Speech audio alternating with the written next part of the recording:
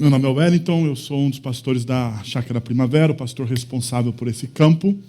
E, nesse momento, eu gostaria de convidar você a orar comigo. Você poderia fazer isso, por favor? Senhor, nós queremos te agradecer, Deus, por mais essa oportunidade que a gente tem de estar aqui, Deus, nesse lugar, parar um pouco da nossa vida corrida, dos nossos afazeres, abrir mão, a Deus, de tantas atividades, para ouvir a Tua voz. Então, nós queremos te pedir, Pai, que através de Jesus e da Sua palavra, o Senhor fale aos nossos corações nessa manhã, Senhor.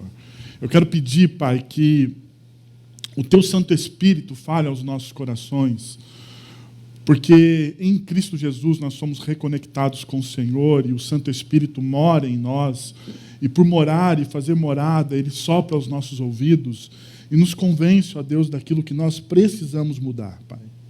Então nós te pedimos que, da sua forma, do seu jeito, o Senhor venha e fale, sussurre, porque nós precisamos ouvir a Tua voz, ó Deus. Nós precisamos, nós confessamos isso.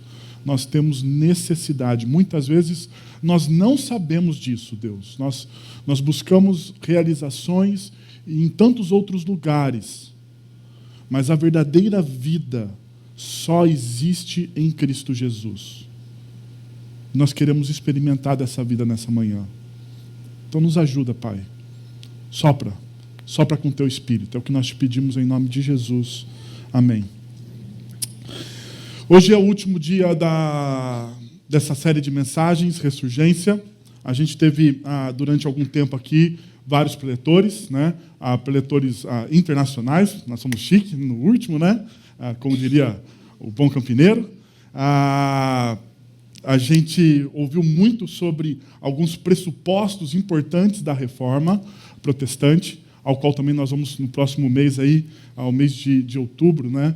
A gente vai entrar nesse mês e vai comemorar a Reforma Protestante, né? 500 anos de Reforma Protestante, 500 anos de um legado, e nessa manhã eu queria compartilhar também com vocês algumas coisas, mas lembrando que esse tema ele nasce de um fenômeno oceanográfico, né? A ressurgência, e esse fenômeno ele é responsável por 40% de todo o oxigênio consumido na Terra. Né?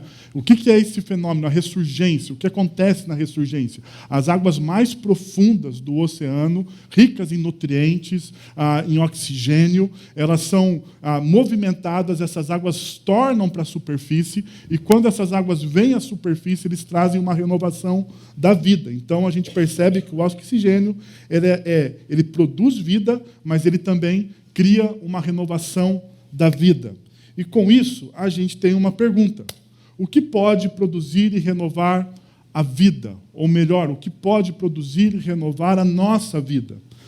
Diante disso, nós temos falado que a ressurgência, ou a nossa ressurgência, e esse renovar dessa vida acontece quando redescobrimos a leitura da palavra de Deus dentro da espiritualidade cristã saudável. E deixa eu dizer para vocês porque dentro da espiritualidade cristã saudável, né? Porque você pode, de várias formas, ler a palavra de Deus. Você pode ler a palavra de Deus sendo simplesmente um pesquisador, como um livro. Você pode ler a Bíblia de maneira displicente.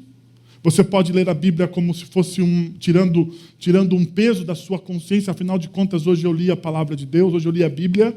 Né? Ou você pode, de fato, olhar para a Bíblia, olhar para a palavra de Deus como algo que pode transformar a sua vida.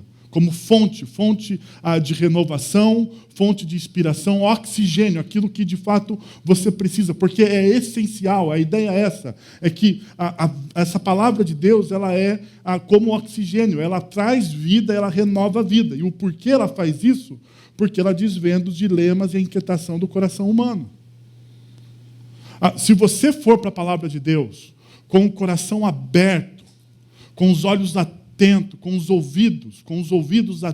ouvidos prontos a escutar o que Deus tem para dizer, Ele pode resolver os dilemas e as inquietações do seu coração. Porque nós temos perguntas, né? Nós fazemos várias perguntas.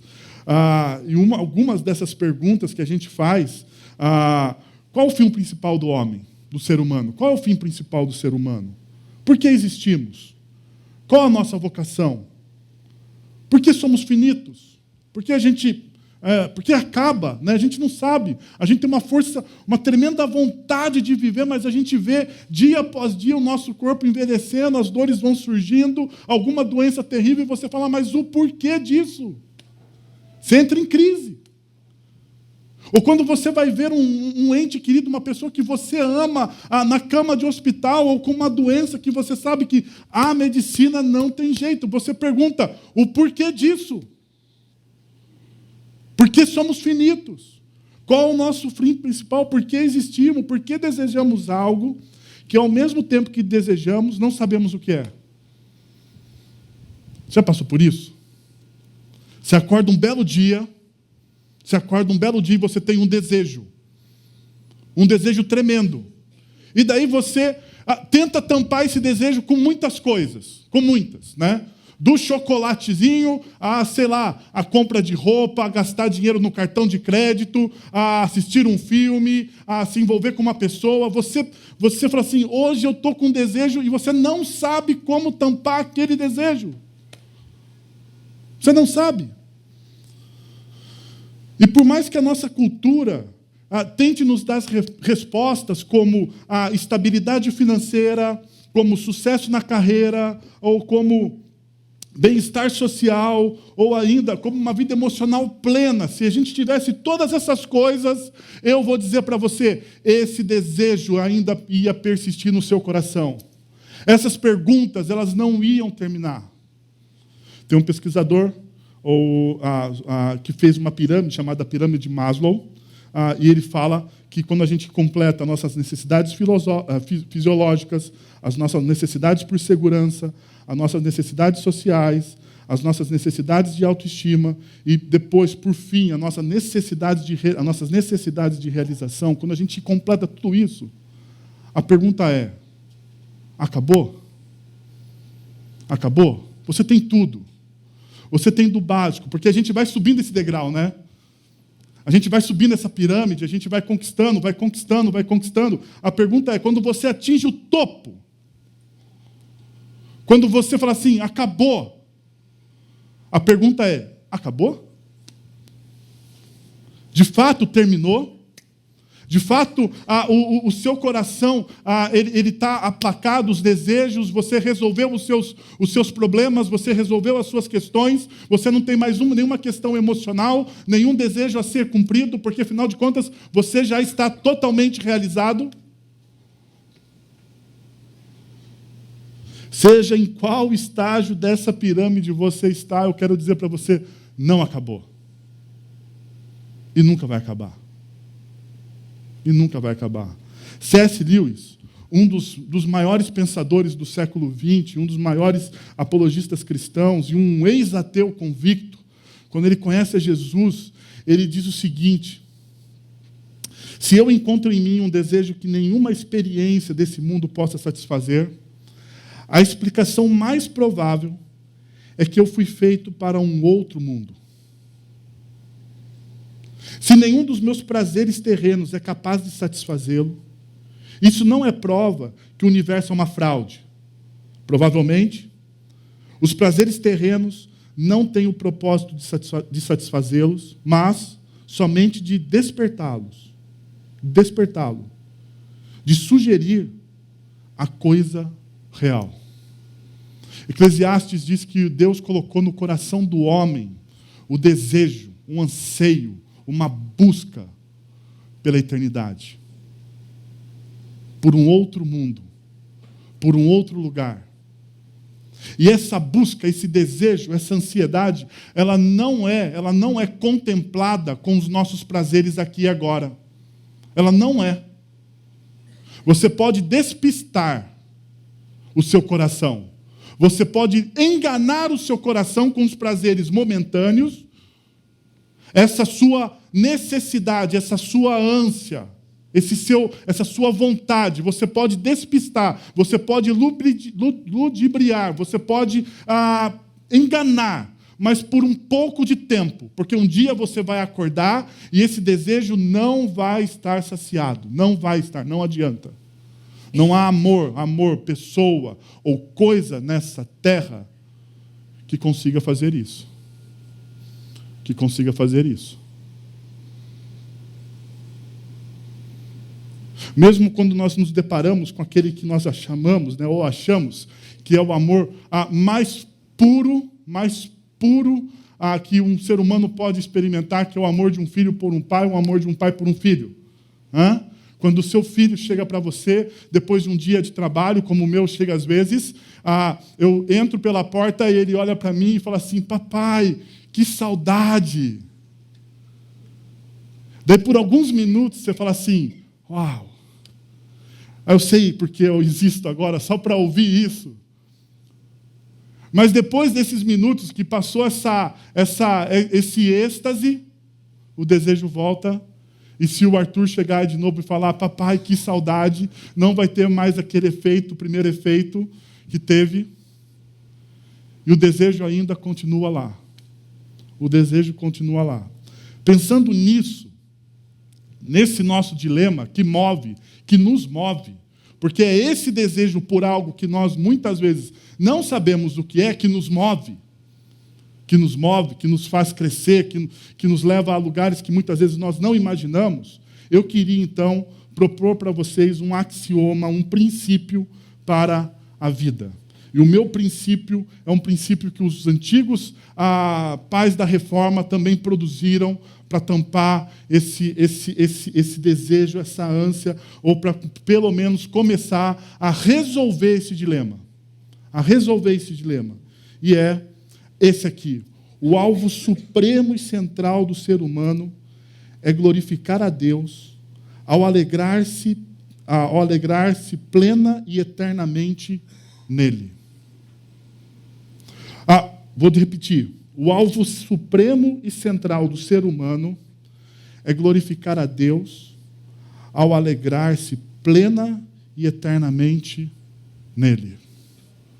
Quando a gente pega esse axioma e a gente, de alguma forma, começa a experimentar essa realidade de alegria, não em mim mesmo, não nos meus desejos, não nas minhas realizações, não no bem-estar social, não na realização pessoal da minha carreira, mas quando a minha alegria, a minha plena alegria parte dele. É isso que a gente tem que entender, que a alegria primária do meu coração, as primeiras alegrias, os primeiros sentimentos de felicidade, quando eles partem de Deus, todas as outras coisas me são acrescentadas. O salmista, no Salmo 37, no versículo 4, ele diz assim: deleite-se no Senhor e Ele atenderá os desejos do seu coração. Isso é uma promessa. É uma promessa bíblica. Mas perceba que a palavra de Deus, ela diz o seguinte: deleite-se aonde? No Senhor. Que a sua alegria primária, que os primeiros flashes de felicidade que existem no seu coração, nasçam aonde? Nasçam no Senhor. E quando essa alegria primária nasce no Senhor, quando o seu primeiro deleite, quando ela é no Senhor, perceba o restante da promessa. São dois movimentos. Então existe um primeiro movimento, aonde nasce a nossa alegria, e um segundo movimento que é: Ele atenderá aos desejos do seu coração. Você percebe que muitas vezes, quando nós nos aproximamos de Deus, nós nos aproximamos de Deus para pedir algo para Ele, para que a nossa felicidade seja completa. A gente fala: Senhor, eu preciso disso, porque afinal de contas eu não estou feliz. Então, se eu não estou feliz, o Senhor precisa promover a minha felicidade, eu não consigo fazer o que eu quero, então eu preciso disso. Então, por favor, Deus, já que o meu coração não está feliz, resolva este meu problema, dando o que eu preciso para que o meu coração seja feliz e eu, então, agradeça ao Senhor. É isso que o texto bíblico diz? O texto bíblico nos move para uma outra direção. O texto bíblico nos move dizendo assim, olha, tudo o que você precisa, e aqui está uma coisa que a gente não consegue compreender, que é difícil de entrar no nosso coração, porque o nosso coração ele é enganoso, porque o nosso coração nos prega peças, porque o nosso coração muitas vezes nos sabota. O maior sabotador de você mesmo é o seu próprio coração. É ele que muitas vezes te sabota. O nosso coração, pregando peças, ele diz, você precisa de todas as outras coisas. Deus tem que realizar todas as outras coisas. Mas a Bíblia ela faz um movimento contrário. Ela fala assim, olha, se você conseguir desenvolver no seu coração alegria plena em Deus, Deus ele é suficiente para ser pleno para você. Pleno. Se a sua alegria plena, se a sua felicidade mais básica for em Deus, e tudo aquilo que você deseja não vai te promover alegria plena, mas tudo aquilo que você deseja são motivos de ações de graças por aquilo que Deus já tem te dado. Então ele faz o quê? Ele vai satisfazer os desejos do seu coração. A pergunta que eu vou tentar responder para vocês, ou pelo menos dar um trilho nessa manhã, dar um start, os primeiros passos, para a gente poder viver esse axioma, viver essa promessa, como que a gente vive isso então? Deixa eu responder com vocês a partir do texto de 1 Coríntios, capítulo 10, versículos de 23 a 33. Diz o seguinte, tudo me é permitido, mas nem tudo convém. Tudo é permitido, mas nem tudo edifica. Ninguém deve buscar o seu próprio bem, mas sim o dos outros. Comam de tudo o que se vende no mercado, sem fazer perguntas por causa da consciência. Pois do Senhor é a terra e tudo que nela existe.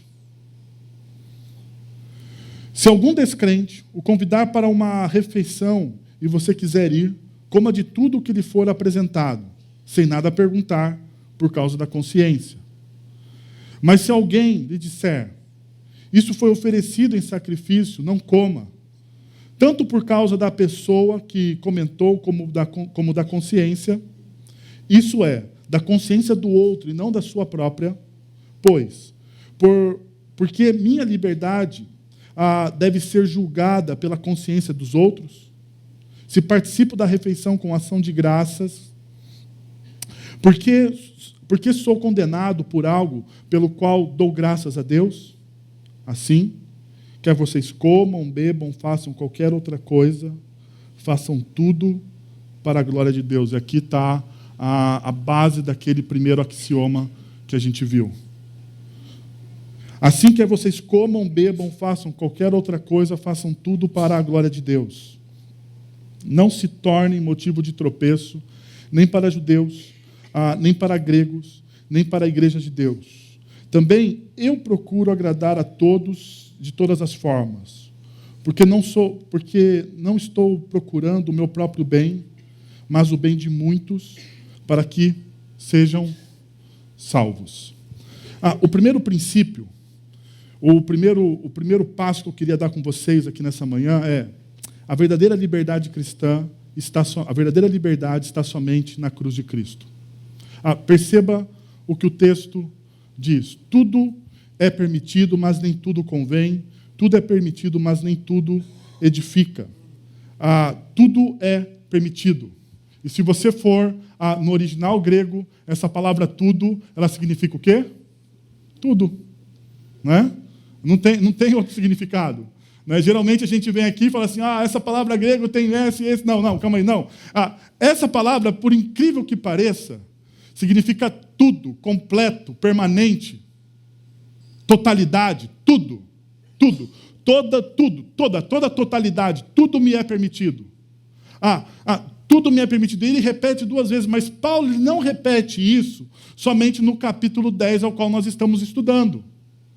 Paulo ele repete também, ele fala sobre isso, ou sobre essa construção, no capítulo 6 da primeira carta aos Coríntios. No versículo 12, ele diz assim, tudo me é permitido, mas nem tudo convém. Está igualzinho. Daí, olha só, tudo me é permitido, mas não me deixarei que nada me domine. O que a gente vê de diferente? Mas nem tudo edifica, e não me deixarei que nada me domine. Nem tudo o que eu faço edifica, mas eu não me deixarei que nada me domine.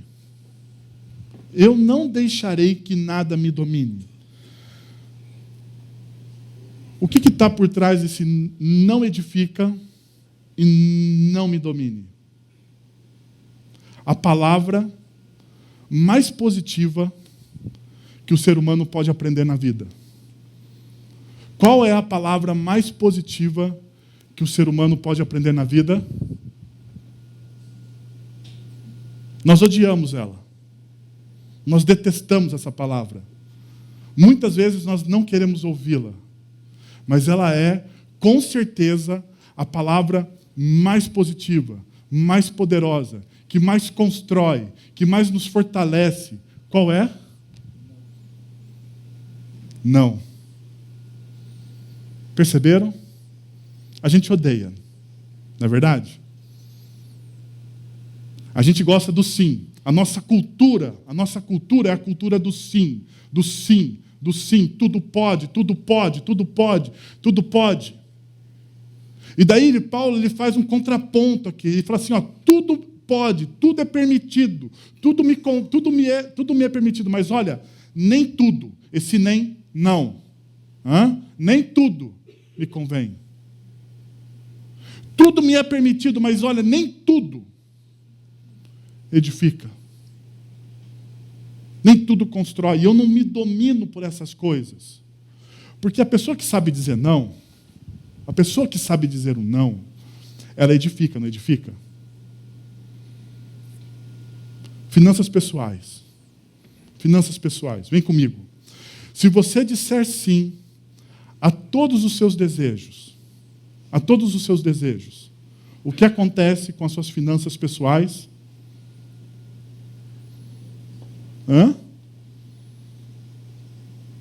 Vamos pensar assim, não leve a mal esse meu comentário. Mulheres, se não existisse não para o cartão de crédito,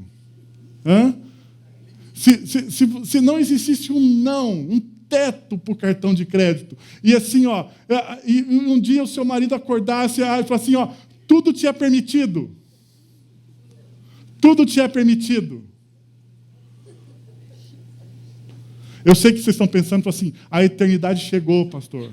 O céu aconteceu, algo aconteceu aqui, eu sei. Mas perceba, a gente deseja o sim a todo e qualquer custo, mas é somente o não que nos leva ao crescimento. É somente o não. Então, a verdadeira liberdade significa a capacidade de você fazer o quê? Dizer não. Porque se você é cativo, se você é preso do sim, se você deseja, aquilo que você deseja no seu coração, você faz. Me desculpa, você não é livre. Você não é livre. Porque a liberdade verdadeira reside aonde? Em dizer não. Em dizer não. Eu já contei várias vezes para vocês a minha luta contra o chocolate. E o problema de você olhar para uma barra de chocolate, 43% de cacau, e você falar assim, não. Você olhar para ela e falar assim: você não me domina. Você não me domina. Eu domino você. Eu vou comer um quadradinho hoje. Só um. O não é a liberdade.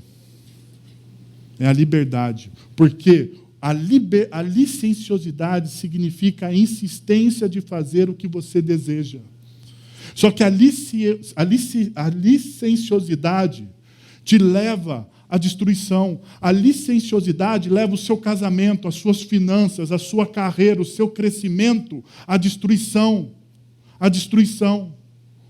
Então, o mais importante, aquilo que a cruz de Cristo faz, é libertar a gente dos nossos próprios maus desejos. Ele vem e nos renova, e nos restaura. Restaura a nossa intimidade com Deus. Dá a capacidade de você olhar para as coisas e dizer assim: não vou fazer. Eu estou livre. A liberdade consiste nisso. Por que somos livres?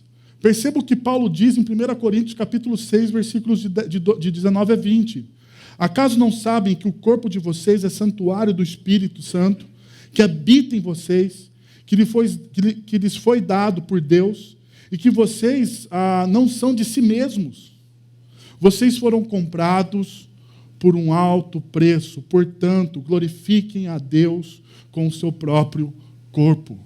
Vocês foram comprados por um alto preço. Vocês foram comprados pela cruz do Calvário. E daí você percebe porque Paulo diz em 1 Coríntios, capítulo 2, porque é 1 Coríntios capítulo 2, versículo 2, diz assim: pois decidi nada saber entre vocês, a não ser Jesus Cristo e este crucificado.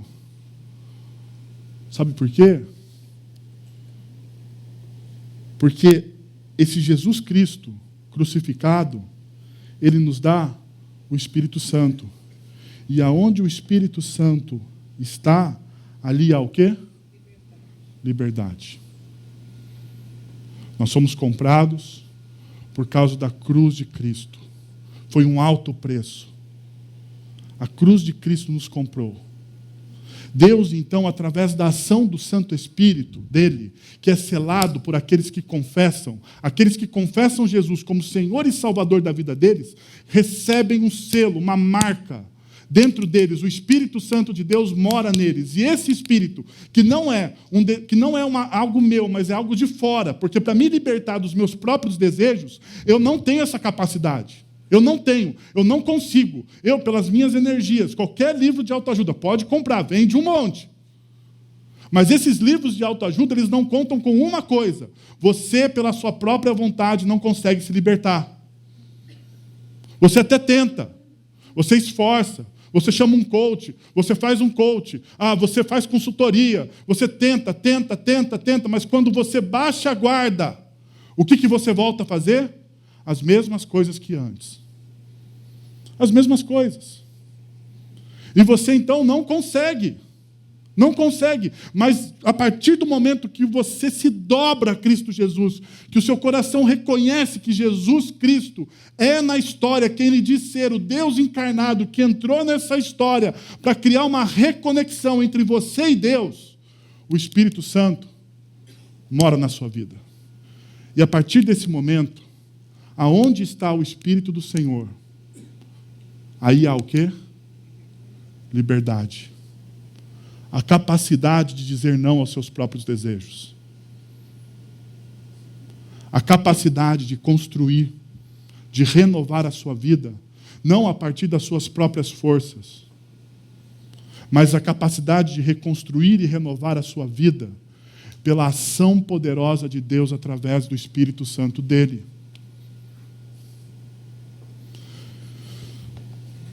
Segundo, tendo a exata compreensão que Deus criou todas as coisas. E o texto diz assim: comam de tudo o que se vende no mercado. Perceba, a partir do momento que você tem uma liberdade, a partir do momento que você tem o discernimento, A partir do momento que você ganha essa possibilidade de dizer não, o apóstolo Paulo diz: comam de tudo o que se vende no mercado. E aqui, se coma, é uma metáfora de consumir. É uma metáfora da palavra consumir. Ela é como uma forte conotação. Podem usar, podem experimentar. Podem usar, podem experimentar, mas podem experimentar do quê? De tudo que se vende no mercado. Não existe, então, uma restrição legalista. Pode, porque, afinal de contas, você não é mais cativo dos seus desejos. Você sabe usar as coisas nos momentos e nos lugares certos. Aquilo que domina você são os princípios das Escrituras, através da ação do Espírito Santo. Mas a gente tem que tomar um cuidado. E o cuidado que a gente tem que tomar é com a idolatria. Porque a idolatria é o amor exagerado e o apego existencial por algo. E o Tim Keller, o pastor da Redeemer Presbyterian Church, ele diz o seguinte no seu livro Falsos Deuses: achamos que ídolos são coisas ruins, mas isso quase nunca é verdade. Qualquer coisa pode servir como um falso Deus, especialmente as melhores coisas do quê? Da vida. Deus criou todas as coisas para você desfrutar de todas as coisas, mas não para o seu coração ser apegado a todas as coisas. Deus criou todas as coisas boas e nós a corrompemos pelo nosso mau uso de todas as coisas. Tudo que Deus criou é bom. É isso que nós cremos. E é isso que a Bíblia informa. Tudo que Ele criou é bom. Só que o que a gente faz? Nós criamos ídolos pelo mau uso das coisas que nós fazemos daquilo que Deus criou. E o pastor Tim Keller ainda lhe diz: um ídolo é qualquer coisa que você procura dar, que você procura para dar a você aquilo que apenas Deus pode te dar. Ídolo é qualquer coisa que você procura, mas somente Deus pode te dar. Mas você acha que aquilo vai complementar o seu coração. Você acha que aquela relação, você acha que aquele emprego, aquela promoção, ou a conta do seu banco mais cheia, vai te dar alegria. Mas não é isso. Não é isso. Então, como a gente cura essa fábrica de ídolos, que é o nosso coração? O salmista diz, ou melhor, Paulo diz, e ele cita um salmo, o Salmo 24, do Senhor é a terra e tudo que nela existe. E daí, ele redefine o quê? A cosmovisão dele, porque perceba o que está no Salmo 24, versículos de 1 a 4. Do Senhor é a terra e tudo que nela existe. É a citação que o apóstolo Paulo faz. Daí ele diz: o mundo e os que nele vivem, ou seja, todas as coisas, estão aonde? Em Deus. Pois foi Ele quem fundou-a sobre os mares e firmou-a sobre as águas. Quem poderá subir ao monte do Senhor? Quem poderá entrar no seu santo lugar? Perceba, aquele que tem mãos limpas e o coração puro, que não recorre aos ídolos, nem jura por deuses falsos. O que Paulo faz aqui? Ele relembra um salmo à comunidade, dizendo assim: olha, reveja a sua cosmovisão. Reveja a sua cosmovisão. E daí ele coloca Deus como sendo o centro de todas as coisas. Aquele que fornece todas as coisas. Ele é soberano, ele tem poder, e ele tem o quê? A sua majestade. A sua majestade. E no versículo 4, então o salmista ele diz o quê? Redefinição da vida. Bom, Deus, ele é o provedor de todas as coisas. Em Deus está a majestade, o poder e a soberania. Tudo provém dele. Nada é meu. Ou nada eu posso fazer para isso. E daí ele diz: olha, reveja então. Reveja. Redefina a sua vida. Aquele que tem as mãos limpas e o coração puro. Kierkegaard, em um dos seus livros, ele diz assim, que coração puro é desejar uma coisa só. O que significa coração puro? Coração puro é quando eu tenho apenas um único e exclusivo desejo por aquele que pode prover a minha vida. Quando o meu único e exclusivo desejo está em Deus, eu tenho o quê? Um coração puro. Isso serve para todas as áreas da nossa vida. O nosso único e exclusivo desejo está em Deus, eu tenho um coração puro, uma espiritualidade saudável. Quando o meu coração está fixo na minha esposa, eu tenho um casamento o quê? Puro, saudável. Quando o meu coração ele está naquilo que eu estou fazendo, que a minha vocação, quando eu exerço a minha vocação com alegria e dignidade, e o meu coração está fixo nela, eu tenho o quê? Sucesso na carreira. O grande problema é que o nosso coração é uma fábrica de ídolos. A gente sempre olha para o lado e acha que a vida do outro é melhor que a nossa. A gente sempre olha para o lado e a gente quer aquilo que a gente não tem. E a gente esquece, então, de ter gratidão no coração. Olhar para a vida com ação de graças. E aqui, então, começa o terceiro ponto, que é sendo maduro, levando outras pessoas à maturidade. O texto diz o seguinte: se participo da refeição com ação de graças, ninguém deve buscar o seu próprio bem, mas sim o dos outros. E eu quero mostrar para vocês três movimentos que a gente pode fazer para a maturidade.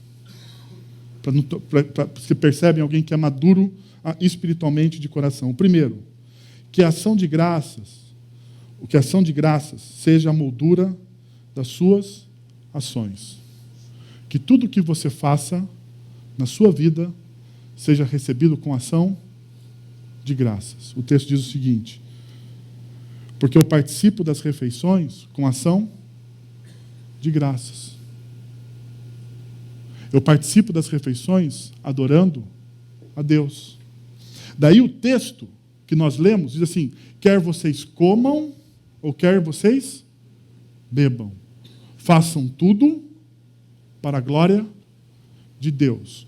Quer vocês comam, quer vocês bebam. O que é isso? Comer e beber. O que é isso? Eu sei que vocês sabem. E eu sei que a pergunta é idiota. Mas eu quero que você pense no que o apóstolo está pensando. Paulo está falando assim, das coisas mais ordinárias que você faz, que é comer e beber. Isso aí você tem que fazer todo dia. Todo dia você tem que comer e beber. Queira ou não queira, todo dia você tem que comer e beber. Ordinário, diário. Isso que é ordinário e diário, você deve fazer para quê? Para a glória de Deus. Então, se aquilo que é ordinário, que você faz todo dia, é para a glória de Deus, aquilo que é extraordinário, aquilo que são seus grandes planos, as avenidas centrais da sua vida, elas devem ser também para onde?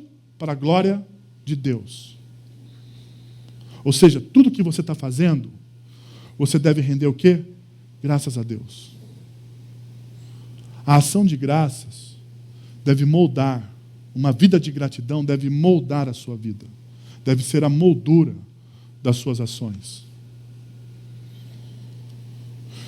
Em 1 Timóteo, capítulo 4, versículo 4, Paulo diz: tudo que Deus criou é bom e nada deve ser rejeitado, se for recebido com quê? Com ação de graças. Um outro movimento.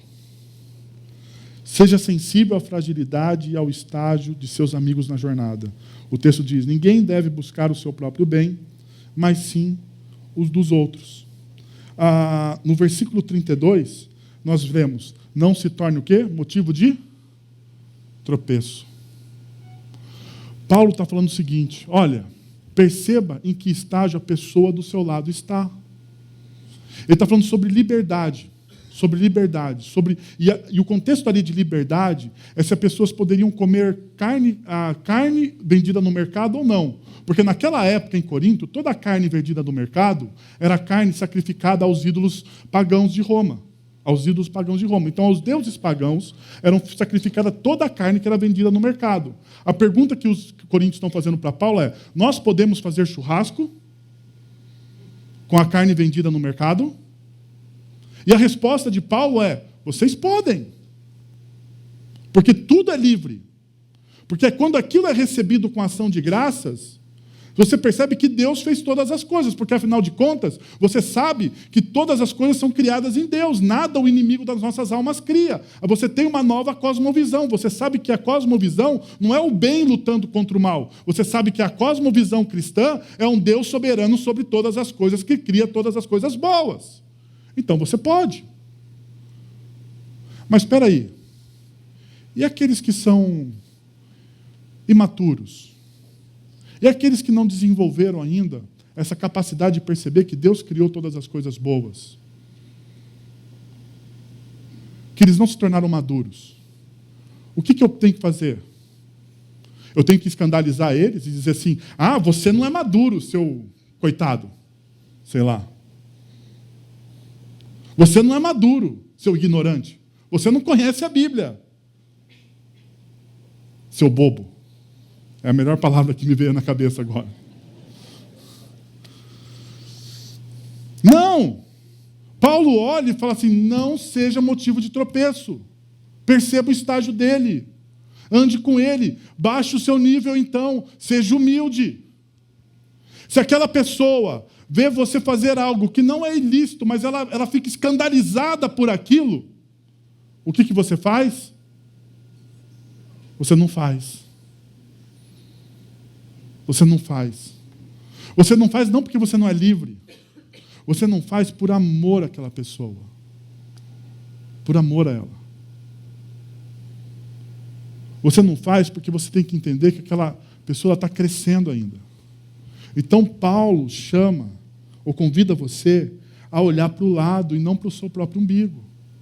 A perceber o estágio do outro. E convida você a pegar na mão desse outro, que ainda está num estágio inferior ao seu, e a conduzi-lo para o estado de maturidade, sem criar tropeço. Sem criar tropeço. Então, não se torne motivo do quê? De tropeço para ninguém. Não se torne. Não faça isso. Por último, nós podemos ver: tenha uma vida que sirva de inspiração para o crescimento dos outros. E o texto, e a gente pode ver que essa é a moldura do texto, a moldura da maturidade. No versículo 23, nós temos a declaração: tudo me convém, que é a introdução à liberdade. No versículo 24, ninguém busque o seu próprio bem, mas sim os dos outros. No versículo 33, diz: porque não estou procurando o meu próprio bem, mas o bem de muitos, para que sejam salvos. Perceba aqui. Amor ao próximo. Amor ao próximo. Você tem. Ninguém deve buscar o seu próprio bem. Ninguém deve buscar o seu próprio bem, mas os dos outros. Mas sim o dos outros. Daí Paulo diz: porque não estou procurando o meu próprio bem, mas o bem de muitos. No centro, você tem os princípios, que testemunham, conduzem e cuidam para que as pessoas cresçam e amadureçam em conhecimento do Evangelho. E por final, você tem, para que todos sejam o quê? Salvos. Deus, então, é o quê? Glorificado. Deus é glorificado quando as pessoas são salvas.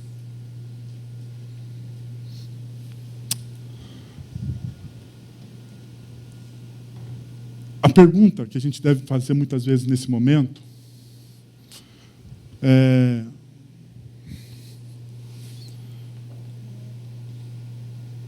o que produz, de fato, festa nos céus? O que produz festa nos céus? Você parou para pensar nisso? O que produz festa nos céus? Será que quando a gente canta aqui algumas músicas, a gente vê aqui um belo louvor, bons músicos tocando, daí Deus lá na eternidade olha e fala assim, legal, o pessoal tá fazendo o que eu pedi para fazer. Será que é isso? Será que é esse momento? Ou quando você está compenetrado na pregação do pastor e realmente assim, interessado naquilo que Deus está falando ao seu coração, daí Deus lá na eternidade olha e fala assim, legal, ele está interessado naquilo que eu estou falando através da minha palavra. Será que é este momento?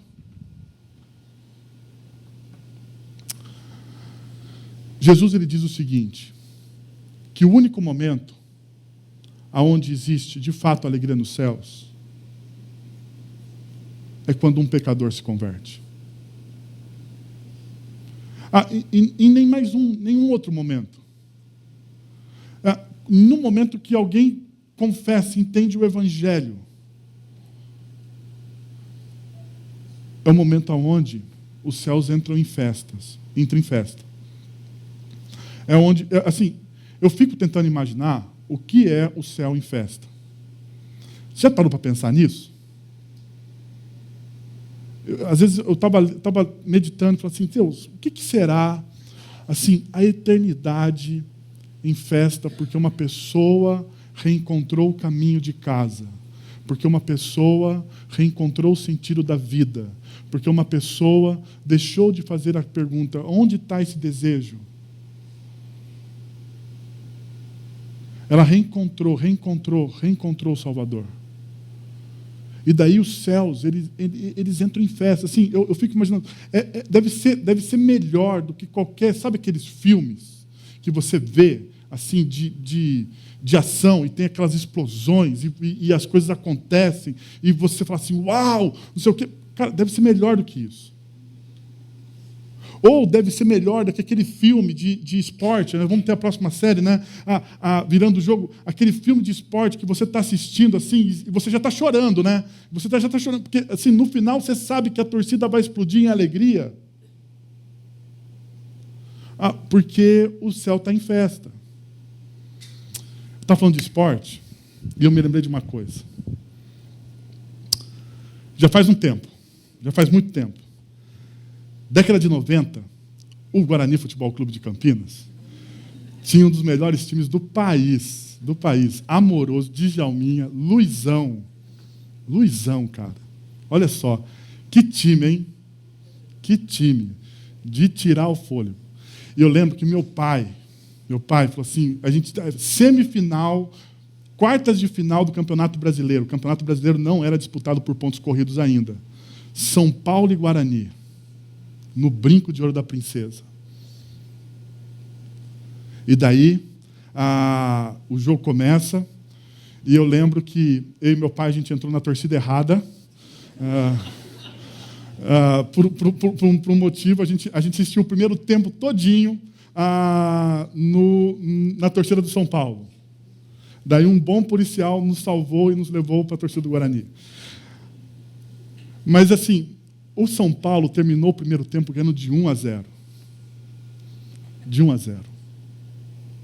E eu estava muito triste. Mas aí a gente foi para o segundo tempo. E daí nosso trio de ouro, Luizão, Djalminha e Amoroso, entrou em ação. E o Guarani fez 2-1 no São Paulo, cara. Mas eu lembro como se fosse hoje o segundo gol. Quando aconteceu o segundo gol, a gente estava abraçando gente que a gente não conhecia no estádio. Sabe por quê? Porque era festa. Agora, assim, eu fico imaginando, é loucura, né? Assim, você vai em estádio, você faz... Não me julguem por abraçar gente que eu não conhecia. Mas eu fico imaginando o seguinte, Se por causa de uma virada de futebol, de uma coisa ordinária, como um jogo de futebol, a gente faz uma festa e a gente abraça gente que a gente não conhece. Imagina quando alguém encontra o verdadeiro sentido da vida, que é Cristo Jesus. Os céus entram em festa. E daí eu fiquei pensando assim, o porquê a gente não tem vontade de fazer o céu entrar em festa todos os dias? Porque Paulo lhe diz o seguinte: porque não estou procurando o meu próprio bem, mas o bem de muitos. Sabe por quê? Para que sejam o quê? Salvos. Porque à medida de que porque ao ponto em que pessoas conhecem Cristo Jesus, o céu entra em festa. O céu entra em festa. O céu entra em festa. E a gente também deveria entrar em festa. Porque aquela pessoa não mudou simplesmente a sua vida. Aquela pessoa mudou a eternidade dela. Ela mudou para o resto da eternidade dela. Onde a verdadeira vida começa. Onde a verdadeira vida começa. A pergunta é: você quer glorificar a Deus? O alvo supremo e central do ser humano é glorificar a Deus e alegrar-se nele, alegrar-se plena e eternamente nele. O alvo supremo e central do ser humano é glorificar a Deus ao alegrar-se plena e eternamente nele. Eu tenho uma pergunta. A alegria primária sua é Deus? Ele é a fonte inicial de toda a sua alegria? Se não, eu quero desafiar você a hoje, que nós estamos diante da mesa do Senhor, a fazer isso. A você experimentar uma alegria plena, e não somente plena aqui, mas eterna.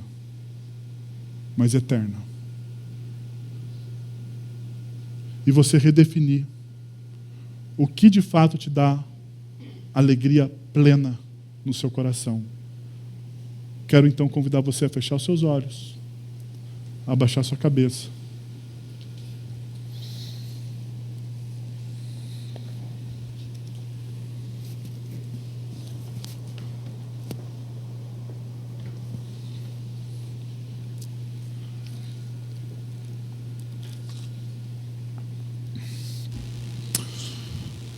Senhor,